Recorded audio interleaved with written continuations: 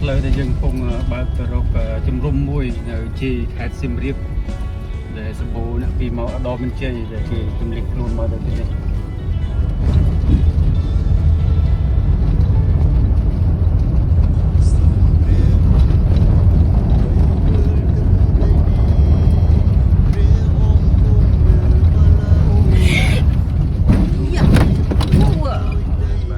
តង់ជាខ្ទមជាកន្លែងហៅអាវសម្រាប់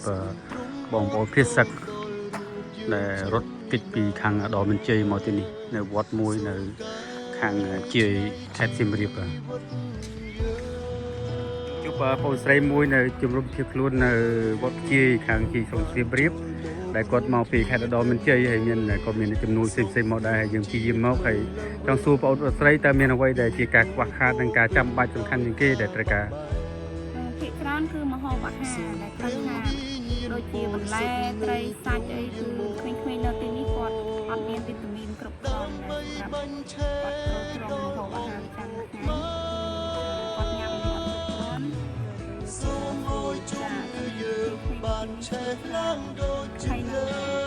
សាប៊ូបោកខោអាវសាប៊ូកក់សាប៊ូបោកខ្លួនបានថ្មីឡើងដោយព្រះបន្ទូលបានមានសម្រាប់អរគុណច្រើនយើងព្យាយាមចែកជាមួយមនុស្សផ្សេងៗបែបនេះហើយនេះជាអ្វីដែលយើងត្រូវការគាត់នេះយើងកំពុងនៅកន្លែងលក់បន្លែនិងផ្លែឈើនៅផ្សារក្រោមកំពុងរកបន្លែខ្លះៗដើម្បីទៅយកបងប្អូននៅជំរុំរកបានបន្លែប៉ុណ្ណេះឯងដែលត្រូវការសម្រាប់បងប្អូនជួយបន្ថែមទៀតបាទថ្មីជារាល់ថ្ងៃអូសូមព្រះអង្គសោយរីកទឹកដីកំជាកន្លែងកុមារដោយប្រកាសសភៅនេះគឺភៀសសឹកមកកំណត់សាលារៀនគឺអ្វីទេមានកន្លែងបន្តិចបន្ទូប៉ុណ្ណេះនឹងទូសភៅនេះអណោធំមែនតើគឺភៀសមកពីខាងអដរមានជ័យមកវត្តមួយនៅជាយខេត្តសៀមរាបហ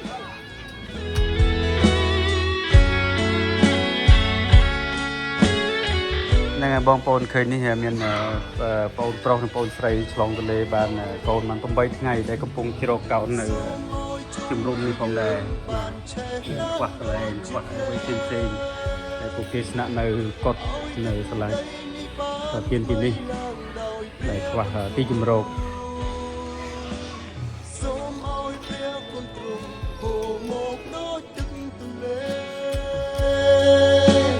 សូមព្រះវិញ្ញាណទ្រង់យាងមកសន្តាតើមានអ្វីដែលនៅចន្លោះប្រហោងដែលអ្វីដែលចាំបាច់របស់បងប្អូននេះត្រូវការ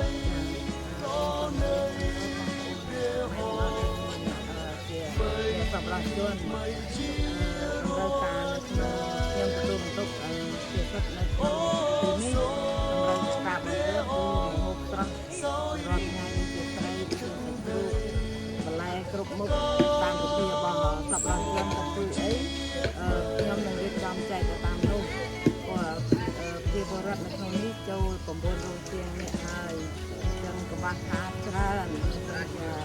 ខ្មែរអាចជួយខ្មែរបានសូមជួយដល់ទីតាំងរបស់ខ្ញុំផងចាអរគុណច្រើនអរគុណច្រើនទាំងមានបន្លែដែលយើងអាចរកបានខ្លះហើយខ្ញុំចង់សុំដែរបងប្អូនបាទមួយទៀតនោះហើយក៏សូមអរគុណដល់បងប្រុសក្រុមការងារទាំងអស់ដែលបានមកទីនេះ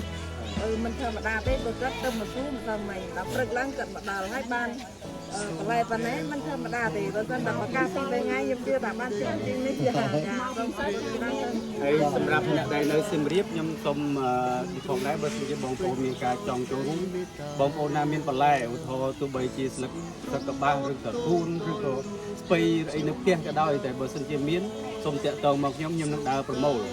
ខ្ញុំអាចបងប្អូនមានហើយអាចបាទឬក៏ត្រីទូកត្រីដែងចាប់បានពីស្រែខ្ញុំអាចដើរប្រមូលហើយយកមកចែកទីនេះយើងបានចូលមករួមគ្នាតែមួយសូមគ្រឿងជាថ្មីឡើងវិញពីព្រោះពោពេញដោយការ